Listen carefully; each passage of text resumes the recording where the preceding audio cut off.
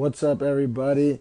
New episode of Dreadful Talk, episode 6. Sorry it's been a few weeks. I wish I could tell you guys that something super important was going on, but in reality, it was my birthday week and I was just getting fucked up. So, I keep it real with y'all. Not gonna front. But yeah, I'm definitely excited to get back at it. I got my logo now, so thanks to Dylan Walker Chargan, like a brother to me, like a cousin to me, as family. He really hooked it up on the logo. And here pretty soon, I'm gonna have these be able to go on YouTube. I'm still working out the technical kinks of how to I want to do both IG Live and YouTube. I don't want to just bail on this. I like how this is going, so. I'll just be available on more platforms. Got the logo coming soon. I tell you, big things coming. We doing it right. We doing it right. This ain't no mom and pop operation, even though it's totally a mom and pop operation. All right. So today we're gonna keep it lighthearted, man. Like, I know the world is stressing y'all out. It's stressing me out. We like on month 97 of quarantine. These quarantine days go by like hours, honestly, especially if you're unemployed and smoking a bunch of weed like me. So, like, the time's flying by. We're all annoyed. We're stressed out. We don't know when the hell we're going to get to watch some football or what. So, like, today is going to be all about my favorite form of stress and anxiety relief, which is cannabis. And specifically different strains of cannabis and which strains are my favorite and which strain, and just kind of break down like what is a strain, like how, like, maybe rookies out there. I know a lot of states are new to legalization and people may be new to cannabis. We can't all be scumbags like me and smoke since the beginning of time. I feel it. Some people wait till their brains are fully matured, and that's probably the route to take, kids. But yeah, and also R.I.P. Mac Miller. I represent. I like to be surrounded by greatness. I got Mac's energy. I got Bob's energy behind me. I got love. It's all good. That's how we like to do it here on Dreadful Talk. But yeah, so gonna kind of dive right in. Like the basic kind of strains 101 is indica versus sativa. Some people may be rolling their eyes. Like, of course, I know the difference. But whatever. Some people may not. So yeah, sativa is going to be typically more of a quote-unquote daytime high. It's going to be more energizing. I like to use the word social. Certain sativa strains, and it does depend on the person, can be a little bit racy. That's the best word I can use to describe it. Like a little kind of speedy. Like, I don't know. Like, that's not all of them, though. And it definitely depends on, like, if you're a person with high anxiety, sativa may not actually calm you down. Like, people think smoke weed, relax. If you get a certain, high THC sativa strain and you struggle with anxiety, it may not be the greatest. But at the same time, if you don't, or even if you do, like a nice sativa joint in the morning, like especially if you're about to like watch some sports or go on a hike or even walk your dog, man, nothing beats that sativa wake and bake. I mean, for the most part. So there's sativa on one end of the spectrum over here, daytime energizing high, and then there's indica on the other end of the spectrum, which is like typically a nighttime relaxing, more euphoric high. That's, I feel like, more typically associated with weed, like the generic cartoon image in all our head of people smoking on their couch and being lazy and eating Cheetos. That's typically associated more with like an indica high.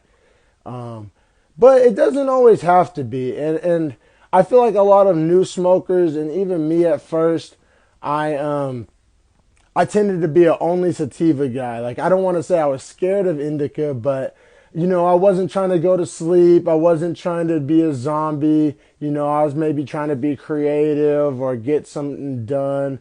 And, nobody wants to, like, look up and 4 hours have gone by and they've gone through a tube of Oreos. So it's like, I try to stay away from indicas, but then I had a dope experience with an indica dominant hybrid, and it totally changed my perspective on it. I had some Biscotti Gushers by Connected Cannabis. I know they sell that in dispensaries out here in Cali. I don't know if have connected cannabis in Oklahoma or not. But if not, you guys should get it. They're quality.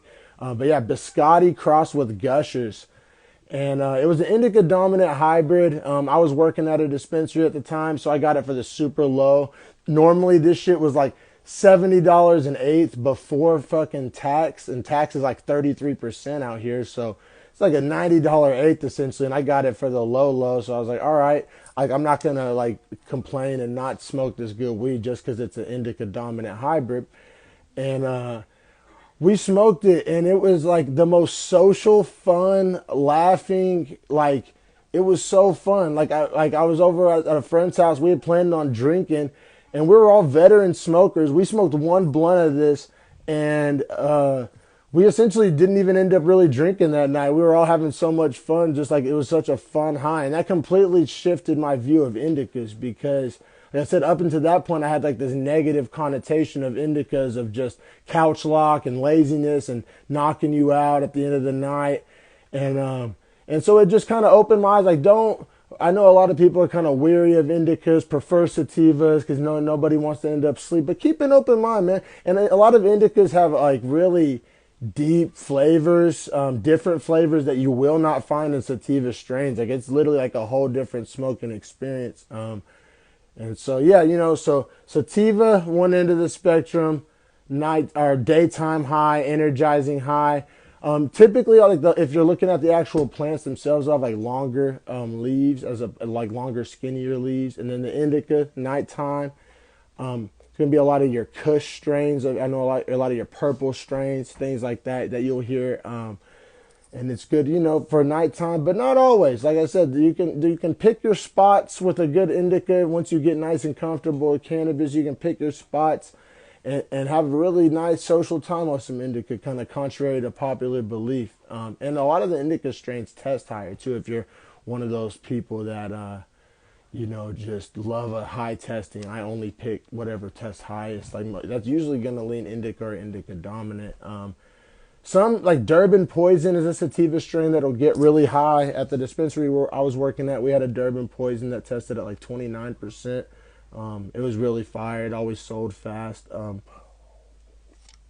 Just water in here, keeping it healthy today. Got a doob though, no alcohol. This is gonna be, kind of keep it 420 central. But yeah, so we broke down indica versus sativa. And then, of course, so there's sativa, indica, and right in the middle is a hybrid. And I'm personally a big hybrid guy because it's kind of like having your cake and eating it too. You get a lot of the deep flavors and unique strains and kind of euphoric feeling from the indica, but it's still not going to be quite as much of a downer or, make you ass sleepy. And it's kind of like a happy medium, best of both worlds. I love me some hybrids and like just to be completely frank, like 90% of the strains are some type of hybrid. Like even if a lot of shit is mislabeled at the dispensary, I'll say that firsthand. Like not fully, not like intentionally or like deceitfully, but like if something's like 80% indica, they're just gonna write it down as an indica, not an indica hybrid. But that's still like 20% sativa. And there's so much genealogy and cross straining and breeding now, and it's so many generations of strains. So almost everything's some type of hybrid, unless you're talking like just an old school granddaddy perp or a pure Jack Herrera sativa. Like, most of these new strains is going to be some type of hybrid. So one of the most famous classic OG, all puns intended, strains is OG Kush. You can't make a strain podcast without mentioning OG Kush. Essentially, first and foremost, just like the name recognition, like everybody has heard of or seen of OG Kush. We've heard it in songs. We've heard it, it's just, even people I feel like that don't smoke weed know what OG Kush is. So I feel like you got to start there. It's also like the grandfather to a lot of strains that we, enjoy today. Even people that, claim to not like OG Kush, they probably like a descendant of it. And like, it's just the backbone of a lot of indica and indica dominant hybrid strains. It's called OG for a reason. And something that I noticed about OG is that, like, kind of interesting to me is that like, because quite frankly, I wasn't the biggest OG flower guy. I didn't like hate it. Like I'll smoke some OG if somebody passes it to me, but the thing about it is like it doesn't have any like super exotic flavor. Like I don't know, especially out here in the Bay Area, I'm so spoiled with all these different exotic flavors and strains that like when I smoke a joint, like I damn near don't even expect it to taste like weed anymore. And what I mean by that is, there's these fruity strains and these sweet strains and these like just floral strains and piney strains and sour strains. Like it's hardly you smoke a joint and it tastes like just like some old school that bud taste that we all kind of remember from our younger days. And I feel like that's the best way I can describe what OG tastes like. And it's kind of like a shitty and great description at the same time because it's like OG Kush tastes like weed. But a lot of weeds don't necessarily taste like weed nowadays, like that classic weed flavor, OG. And so what I'm getting at is that like for a long time I wasn't the biggest, like I wouldn't buy OG flower, at least if I had a choice. So I'm kind of newer to the concentrate world, like probably in the past like year and a half, I've really dived a lot deeper. It's not like I had never dabbed before, but just as far as buying my own concentrates, having my own rig, like really incorporating that as part of my smoking regimen. And so what I learned that was hilarious is that I love OG Kush concentrates, even though I'm not the biggest fan of OG Kush flower, which is kind of interesting. You may ask why. Because like I said, when I was smoking some flower, I want it to taste exotic, terpy, fruity, whatever. But a lot of times when you get those super exotic dab flavors, like it almost tastes like too fake to me, like vape juice or candy. Like it gets to be a little too sweet or even sometimes too sour. I had this mimosa shatter that was like literally like sour candy. Like when you take the smoke was like literally sour, and so an OG Kush concentrate or dab, as some people may call it. It actually tastes like a little bit like so just some really good weed, but it's a dab, and so it doesn't. I don't know. I'm not a biggest OG Kush flower guy, but I love me some OG Kush concentrate, which is kind of ironic. But that also goes to show you out there, just because you don't like a strain in flower doesn't mean you won't like that strain in concentrate. Like at least for me, I don't know. Keep an open mind, if you're kind of crossing over from flower to concentrate. And then there's a bunch of different varieties of OGs. So like you'll hear Platinum OG, Fire OG, Reserve OG, and then there's Purple OG. And then another thing that these companies are doing now that shit's getting legal and corporate. I'll be real, y'all. Like I love a lot of aspects about legal weed. I love not getting fucked with by the police. I love not being paranoid. I love, I even love the tax money's going to good causes and all that. But like the corporatization of the cannabis industry is disgusting. And it is the reason why I left the cannabis industry and won't be getting back involved, at least with the retail side of it. Like it's gross. Like any true old school smoker, cannabis enthusiast is not like, if they knew how that shit was really going down, they would not be happy. And a lot of the old heads warned me of that. Like I'm friends with some, people from like a generation or two older than us. And like the first day of legalization, I was literally like partying, especially straight from Oklahoma. And I was like, fuck yeah, like recreational. And they were like, I don't know, like I feel you, that's cool, but there's going to be like a dark side that comes with it. And at the time, I was like, y'all are tripping. But especially 3-4 years later, and I've worked at dispensaries, they were a fucking 100% right. That shit is gross. The brand name designer weed that don't even be that good. The prices, the packaging, the wastefulness, it's not what we wanted to see. I'll tell you that firsthand. But I say all that to say this, that like a lot of these brands will make their own OGs. So like it'll be like, say I had my own line of cannabis and it was Dom's Bud or whatever. Then I if I had an OG Kush, I'm going to put it in my jar as Dom's OG and make it sound like it's some new strain when 95% of the time it's not. And I'm not a big fan of these companies doing that. And I'm going to dive deeper into that later in the podcast, but these essentially weed brands kind of fake the funk with these strain names, which kind of ruins the integrity of even having a strain name to begin with. And I just don't really appreciate it. But like I said, I'm going to revisit that. Remember that. I'm going to revisit that here in a few minutes. Oh, man, got to stay hydrated. I went for a run this morning. Literally for the first time in like 6 weeks. I've been being a fat, beefy boy scumbag, and I went for a run this morning. It was a short run, but I went for a run, knocked out some push-ups. I'm bouncing back, y'all. I'm bouncing back. You know, I had to feel good for y'all. I wanted to give y'all a good performance. All right, so now I want to transition. OG Kush, major strain, major name recognition. If you're, in any dispensary in the pretty much the world, there's going to be some variation of an OG Kush. It's an indica strain. I probably haven't mentioned that. It's an indica strain. A real true OG is going to be like a one of the last true indica strains out there. It's going to be a pretty much 100% indica. Now, there is variations. Like, I've had, like, SFV, San Fernando Valley OG, which every dispensary labels it as a hybrid. So, I'm going to take it as they know more than me. But, I mean, OGs are typically indica. But if you see SFV OG, it should be a little less heavy, but still have that OG taste. But, yeah, OGs are going to be indicas. And, like I said, they're just going to have, like, that classic bud taste. And some of them can test high. Like, we had a reserve OG at the dispensary I worked at that would test at like 28 and shit, and it would fly off the shelves.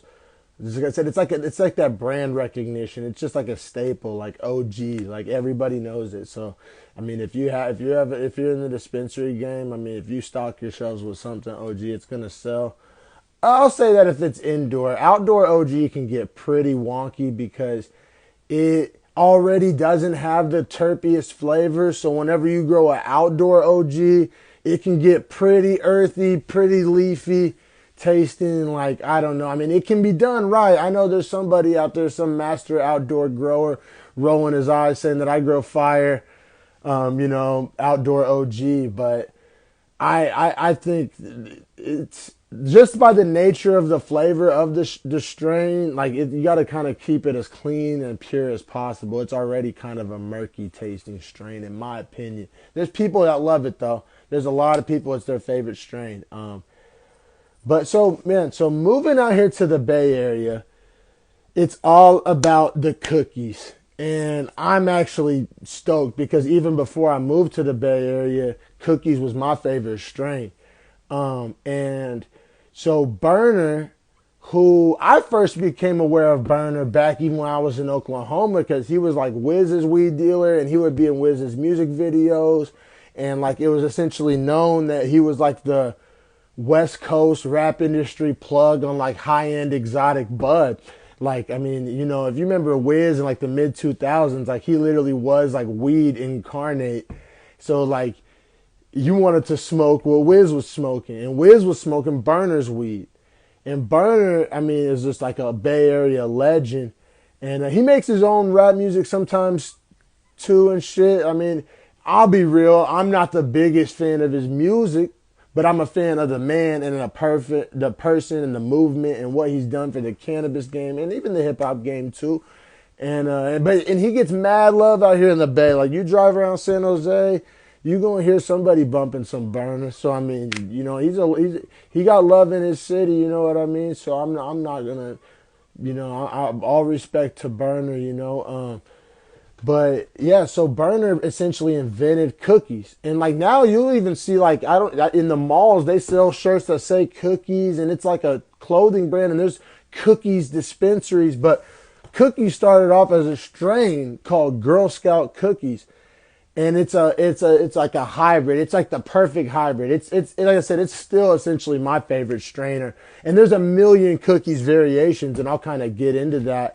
But cookies, it's got a sweet terp profile. That's why they call it cookies. Like there's a select few strains that I can like do like the Pepsi challenge blindfold. Like I can, give me a hit of that and I'll tell you if it's cookies or not. It's got a very distinct sweet terp profile.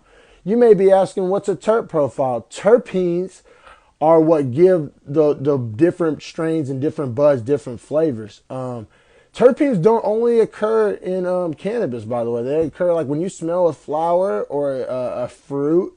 Those are terpenes. So like whenever like a bud smells citrusy, it's not just like a coincidence or stoner bro science, or like it's actually like the same terp citrine, I think it's called, like the same terpene that's actually in lemons and oranges. So you're actually smelling citrus. Like it's a trip. It really is. But the terps are what determine the flavor and what separate these strains from each other.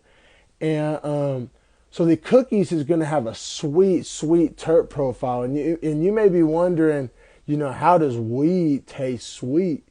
Then you need to smoke some cookies, and you need to smoke some real cookies, because it's sweet. It tastes like a fucking baked good. Like that's why they call it cookies. It's so tasty. And like I said, it's a 50-50 hybrid. So to me, it's like the perfect high. Like you can smoke some cookies before bed, or you can smoke cookies in the morning. You can smoke cookies by yourself. You can smoke cookies before you go to a party. Like it's social. To me, it's everything I want from a strain. Like from the flavor to the look. It should have kind of a lighter color. Like your cookies shouldn't be too dark. It should have kind of a lighter color to it. Typically, and like I said, a sweet smell and a sweet taste, and I tend to notice like medium-sized buds. Like, I don't think I usually see like massive 4-gram buds and shit in cookies, or I usually don't see little small budlets either. It's usually your cookies should be like some gram nugs, typically 1.5 grams. Like I don't know. I'm sure somebody out there is growing some fat colas of cookies, but I'd love to meet you and be your friend if you are. But so from cookies has been a whole gambit of delicious, wonderful. They call it like dessert strains that have been like genetically bred out of the cookies. And you've probably heard of a lot of these and maybe didn't even know it was like descendant of cookies, or maybe you did.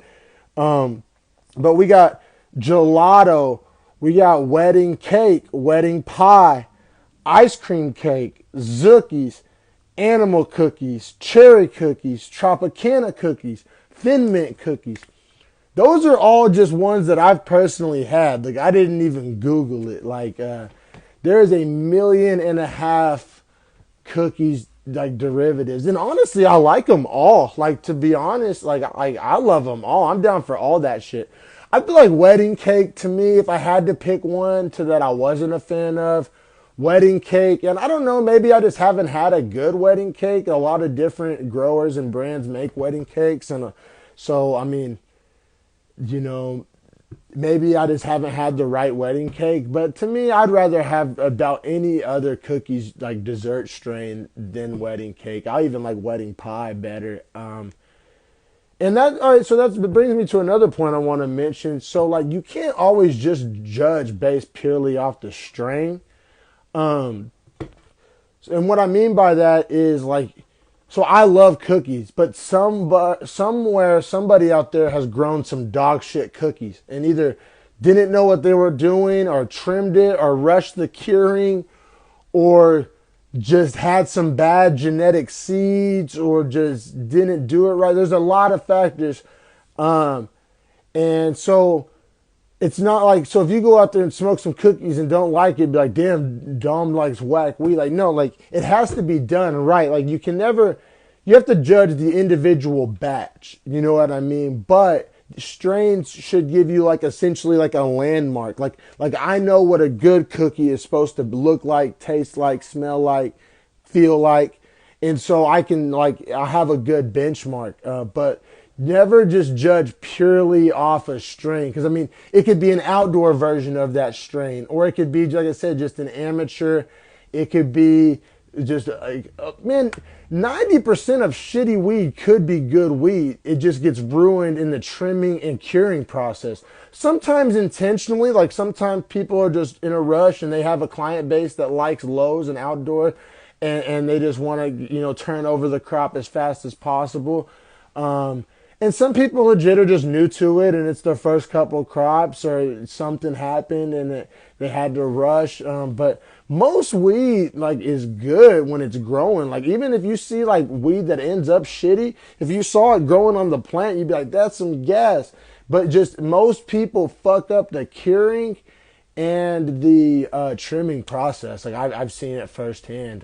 You have to really like put your heart and soul into that process, and it's not fun. That process sucks, but it's to make it or break it. You'll ruin months and months of your hard work grow just by being lazy in the harvesting process. So I don't know. Most weed that ends up shitty really could be good if they took the time and effort and just did it right. So yeah, judge the batch, not the strain. But strain knowledge is super helpful, and just especially now we're so damn spoiled with these dispensaries. Like, it used to be you got whatever was in the damn Ziploc bag that the damn plug handed you. You didn't know if it was indica, sativa, shout out them Oklahoma high school struggle days.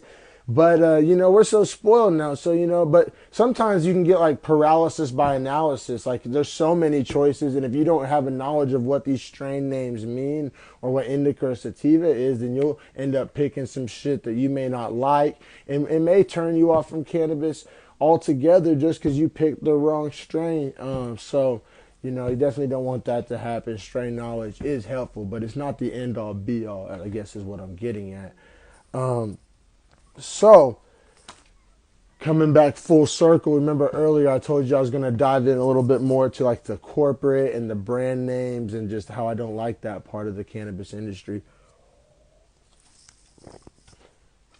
You know what? It's about that time, y'all. Can't have a whole weed podcast without smoking no weed.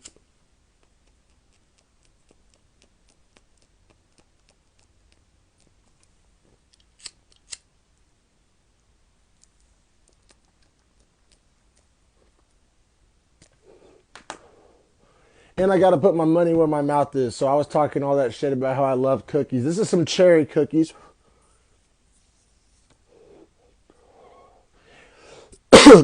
And it goes to show exactly what I was talking about. I love cookies, and I love trying new variations of cookies. It was my first time trying cherry cookies. This batch was a little dry. It wasn't the craziest thing to write home about. So I do like it because it's cookies and it's a hybrid, but just goes to show, don't ever buy just because you like the strain name. You know what I'm saying? Check out the actual individual batch.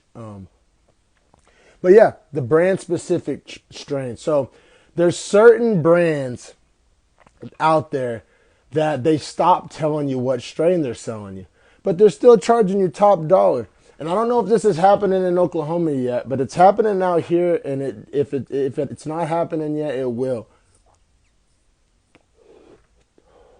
So a company, so like we'll just use my one from earlier, Dom's Bud, say my imaginary weed company. I have a strain, it's just called Sleep. You don't know what that strain actually is, but it's always going to be an indica. And I feel like they did this for new smokers that like don't understand strains, but I fucking hate that concept. So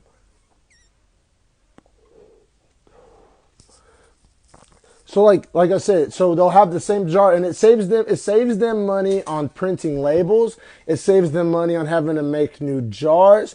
So like no matter what, it could be OG, it could be Purple Punch, it could be whatever the fuck, Granddaddy Perp. You won't know. It just says Sleep. Dom's Bud Sleep, and it's like, I guess they're trying to make it more uniform, like, I like Jack Daniels. I know I'm going to go buy Jack Daniels, but it's deceitful because it's not Jack Daniels. That'd be like if it was always a Jack Daniels bottle, but sometimes they put Jameson in it, or sometimes they put Knob Creek in it, or sometimes they put Buffalo Trace in it. Like if they mix it up, that bottle name that you go to buy loses all meaning and value. Or they'll have one called like Active.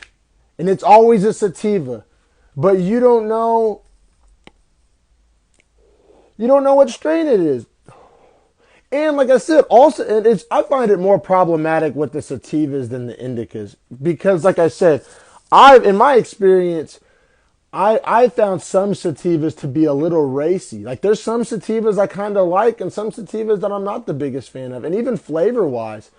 And so if I don't know which sativa, it's just like grab bag random sativa of the day. I'm not into that, man. I mean, maybe on some cheap house pre-roll or some shit, but these companies are charging 60, 55 and 8, 20 a gram, 18 a gram, and they're not even telling you the fucking strain, and they're acting like they're doing you a favor. And these rich newbie fucks just enable that behavior and like, oh, I don't want to put any effort into knowing what the fuck I'm smoking, so I'm just going to go grab the active or the sleep and buy this overpriced, and it comes in a pretty box. And that's what you'll also realize, like,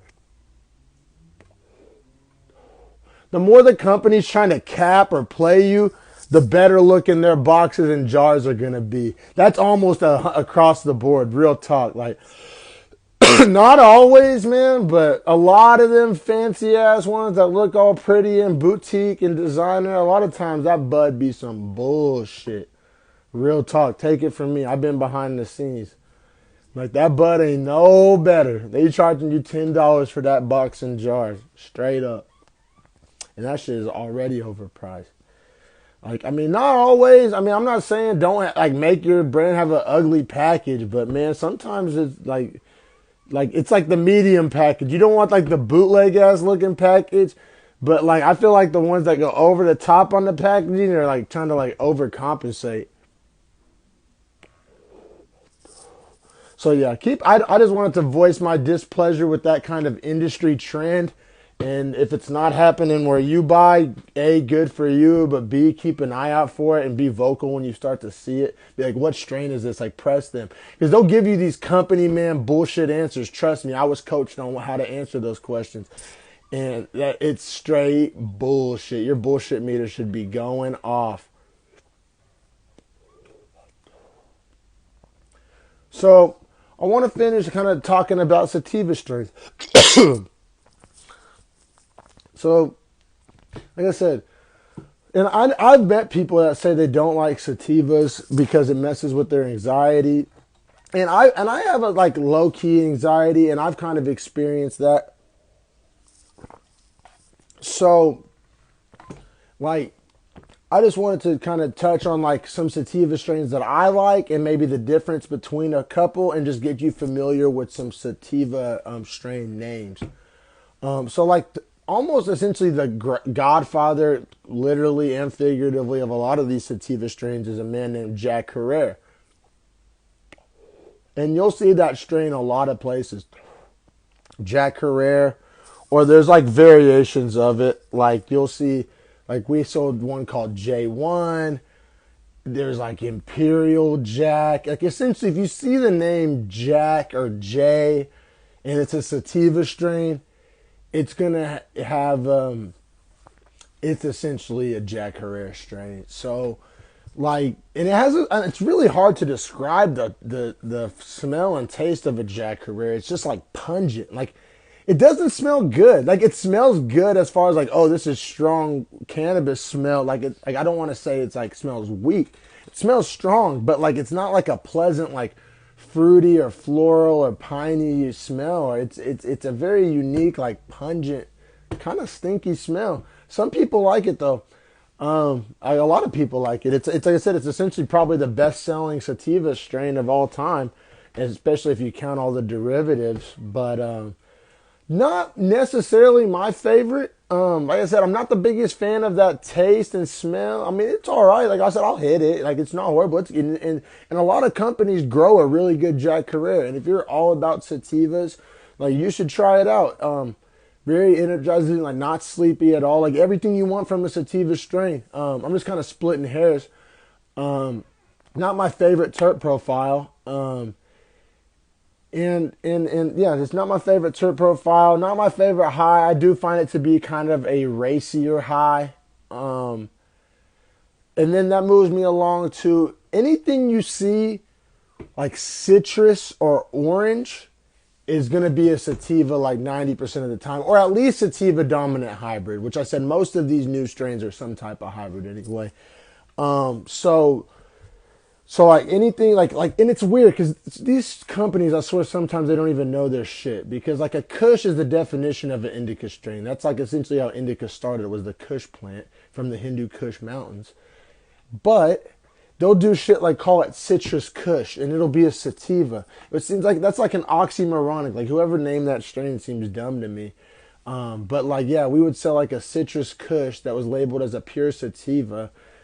And I think it was a pure sativa, just with a stupid name. Like, I don't think it was Kush. Like, Kush should actually mean that it's a Kush plant. Like, that's a type, you don't, that's like calling a flower a rose that's not a rose. Like, the name loses meaning if you just start naming random strains Kush. But like, so, but the key word there would be like citrus, or like, there's strains like orange peels, or even like, you'll see like kind of like Starburst, or kind of like citrus candy, like Skittles. Anything that sounds citrusy, lemon skunk, lemon haze, anything citrusy is gonna be sativa. And let me say, those are the sativas I like. Like that terp profile, especially a nice indoor citrusy. Like like a company I like Ember Valley makes some delicious citrusy.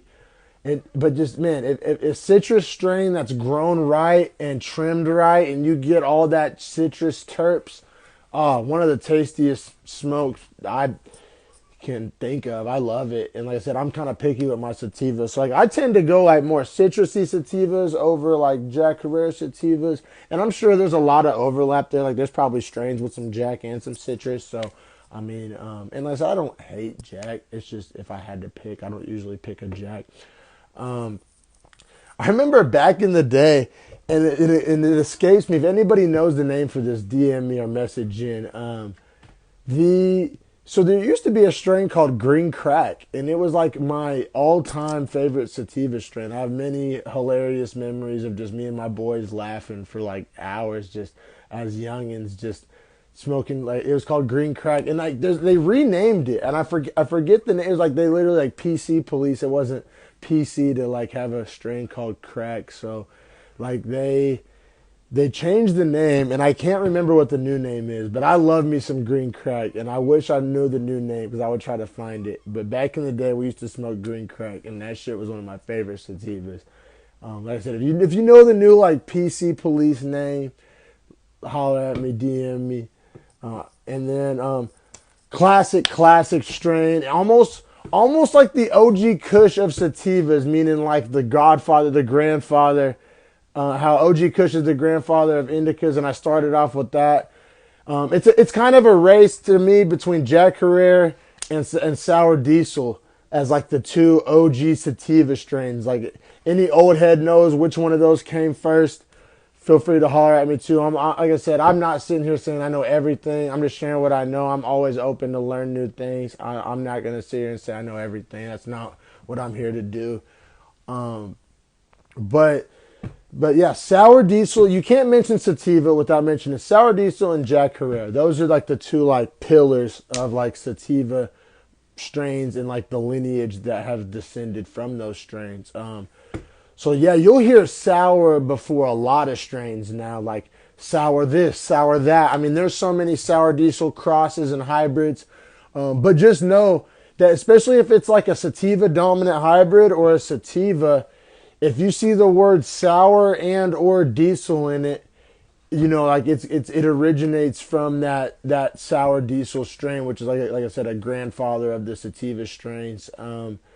It's got a really interesting taste, a little fuely as the name suggests. And like, you know, you'll hear rappers talking about smoking gas and shit, and that's where that terminology originally originated from. Like, certain strains really do have like a fuely taste, like a chemically taste, like kind of just by nature. It's weird. It'll seem almost like, I've smoked shit that like I would swear it kind of tasted laced or something, but it's just like certain strains kind of have like a chemically or fuely like taste. It's not my favorite, but it can be done right. Like, I'm not doing it justice with this description. Like, it can be done right. It can be done right. It can be done wrong, like all these strains. But a nice sour diesel, I'll happily smoke some nice sour diesel. Or like I said, there's a lot of different sours and a lot of different diesels that have derived from that, and most of them are pretty fire. Like I'm down for some sour diesel. I'll take sour diesel over Jack Herrera, just me personally. And then I think I touched on it a little bit earlier, but the same goes for haze. Um, Anything with the name Haze on it is going to be more of a sativa, more of a daytime. There's a few hybrids, that have been crossed and everything, but typically those sativa strains, or if you see it named Haze, it's going to be, typically more sativa leaning. Um, but yeah, like to me, there's a time and place for everything, man. Like I've just loved I thought I knew a lot about cannabis. Like I've been smoking for 10 years now. I'm a veteran in the game. Give me my star, my badge. I'm got my 10-year patch. But I thought I knew a lot. But yeah, working at dispensaries and just being out here in the Bay Area, which has always been on the cutting edge of the cannabis industry since before I was even born. Um, it's just cool, man. Like it's like the more you don't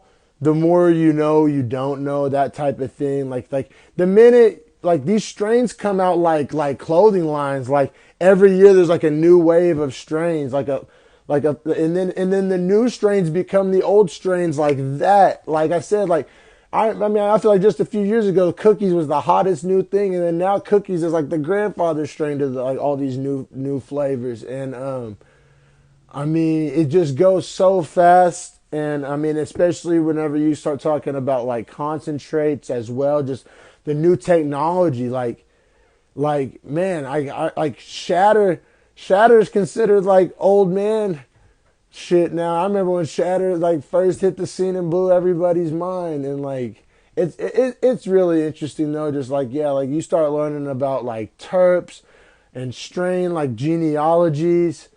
And just like I don't know, it's a whole world you can dive into. Like I'm not full weed nerd, I know I try to learn a little bit, and like I'm learning a lot about the growing process actually right now. That's one thing that's so cool about being out here. Like when I was in Oklahoma, you're so far away from the plant, and like it's removed. Like it just comes prepackaged from some sketchy dude.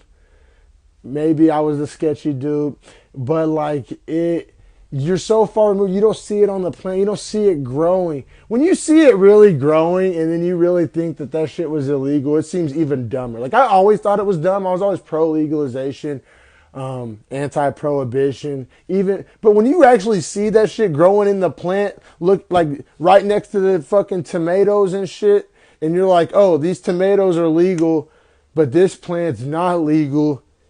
Like, what the fuck? Like I don't know. It's a whole different perspective. Like just being part of the growing and cultivating process.